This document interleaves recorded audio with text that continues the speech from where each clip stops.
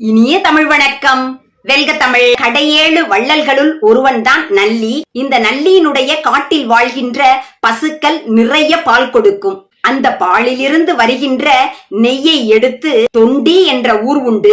அந்த ஊரில் உள்ள நெல்மணிகள் வெண்மையாக விளையுமாம். அந்த நெல்மணியிலிருந்து கிடைக்கின்ற அரிசியை சோறாக்கி அதை இந்த நல்லியின் பசுக்களால் கிடைக்கப்பட்ட நெய்யுடன் கலந்து நெய்ச்சோறு வை. எதுக்கு? காக்கைக்கு. அப்ப பறவைகளுக்கே இப்படி விருந்தோம்பல் செய்தால் மனிதர்களுக்கு எப்படி விருந்தோம்பல் செய்வார்கள் பாருங்கள். நம் வீட்டில் காக்கை கரைந்தால் விருந்தினர்கள் வருவார்கள் என்பது ஐதீகம். இயற்கையாக கரைகின்ற காக்கையின் மீது தன்னுடைய குறிப்பை வைத்து காக்கை கரைகிறது பார், தலைவன் வருவான் என்று தோழி ஆற்றுப்படுத்தினாள். அந்த தோழிக்கு தலைவன் நன்றி கூற, எனக்கு சொல்லுகின்ற நன்றியை நீங்கள் காக்கையிடம் வையுங்கள், அதற்கு இப்படி விருந்து உபச்சாரம் செய்யுங்கள் என்று ஒரு தோழி கூறுகின்றாள் என்றால் தமிழர் பண்பாடே பண்பாடு. நன்றி, வணக்கம்.